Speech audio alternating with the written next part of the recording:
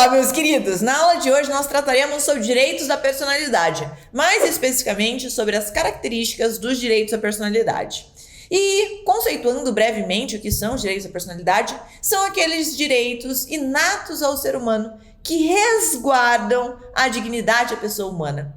Nós estamos falando, por exemplo, sobre o direito ao nome, o direito à proteção da honra, o direito à saúde, o direito à integridade física, o direito à vida. São aqueles direitos mais primitivos que a gente já nasce possuindo. Então, vamos falar sobre algumas das características do direito da personalidade. O artigo 11, no seu texto, traz algumas dessas características em rol não exaustivo, e aqui a gente vai analisar algumas outras que podem ser cobradas na sua prova. A primeira das características é que são direitos inatos. Ser inato significa que ele nasce com você, que você não precisa fazer absolutamente nada, praticar um ato, celebrar um contrato para que surjam esses direitos e o seu direito de, obviamente, defendê-los. Então, todo ser humano, desde a concepção, tem garantida a proteção aos direitos da personalidade. A segunda característica dos direitos da personalidade é que são vitalícios. Ser vitalício significa que eles perduram a vida toda do indivíduo, desde que se nasce, colocando-se a salvo desde a concepção os direitos do nascituro e, dentre esses, os direitos da personalidade, desde que a pessoa morre. E é importante aqui pontuar que alguns direitos da personalidade, ele tem projeção mesmo depois da morte, mesmo pós-mortem. A gente pode estar tratando, por exemplo, da proteção à imagem do morto, ou então a proteção a obras literárias que foram escritas pelo decursus enquanto ainda era vivo. São imprescritíveis. Ser imprescritível significa que ele perdura por prazo indefinido. Vamos supor que você nasce e você não tem uma certidão de nascimento lavrada em seu nome. Nesse caso, se você 30 anos depois decidir ter essa certidão de nascimento, você vai poder pleitear essa tutela porque se trata de um direito da personalidade, um direito ao nome. Eu não quero que se confunda, contudo, a imprescritibilidade da proteção aos direitos da personalidade, essa sim não prescreve, com a prescritibilidade da reparação. Essa aqui prescreve. Vamos supor que você tenha um direito à personalidade violado, o seu direito à integridade física. Alguém vem e macula a sua integridade física, te machuca. Então, esse ato de violência e surge um dever de indenizar pelo agressor e de ser indenizado por você.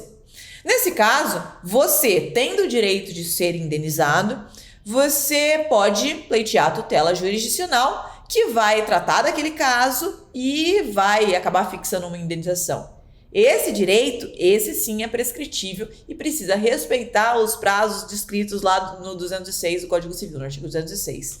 Então, não confunda a prescritibilidade da reparação dos danos causados por violação ao direito da personalidade com a imprescritibilidade de proteção, de reclamar a proteção dos direitos da personalidade. São inalienáveis. Isso significa que os direitos da personalidade não possuem valor econômico, apesar de a violação dos direitos da personalidade darem ensejo à reparação.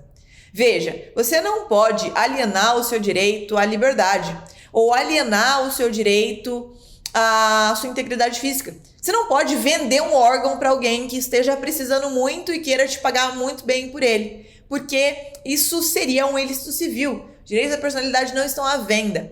E aqui eu faço só uma observação para tomar cuidado com a lei de doação de órgãos. É disposto que se pode doar para fins altruísticos ou científicos de forma gratuita órgãos, inclusive vitais, após a morte do indivíduo. São absolutos. Ser absoluto não significa que não pode sofrer nenhuma restrição, porque muitas vezes direitos da personalidade podem ser incompatíveis entre si e aí a situação concreta deve ser analisada. Ser absoluto significa que eles são oponíveis contra qualquer um, contra todos. São oponíveis, portanto, erga omnes. Você pode defender os seus direitos de personalidade de qualquer um que tente violá-lo. São irrenunciáveis. Você não pode abrir mão dos seus direitos de personalidade. Manda, mas eu quero abrir mão do meu direito à vida. Você não pode. Manda, eu quero abrir mão do meu direito à liberdade. Você não pode. Você não pode renunciar aos direitos da personalidade que são inatos a você. E, por fim, não podem sofrer limitação voluntária. Isso está previsto, inclusive, lá no final do artigo 11 do Código Civil.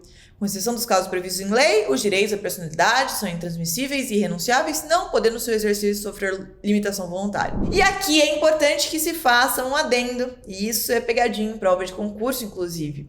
Se nós estivermos tratando de uma limitação voluntária que seja parcial e não total, e temporária e não vitalícia, essa limitação vai poder ser feita. Por exemplo, as pessoas que abrem mão da sua liberdade por determinado período de tempo para participarem de reality show. Nesse caso, ela, por conta própria, está abrindo mão da sua liberdade por um tempo definido e não há nada de errado com isso. Apesar de ser contrário à literalidade do artigo, você tem que saber que essa situação já foi tratada por doutrinadores, pela jurisprudência e é amplamente aceita. Então é isso. Se você gostou desse vídeo, não deixe de dar o joinha aqui, que eu vou entender que esse vídeo fez sentido para você e que você quer que eu continue produzindo conteúdos tratando sobre direito civil. O foco nosso aqui é isso, vai ser preparação para a OAB. Então, se você está se preparando para a OAB, não deixe de se inscrever aqui no canal também para receber os vídeos sempre em primeira mão. Até a próxima!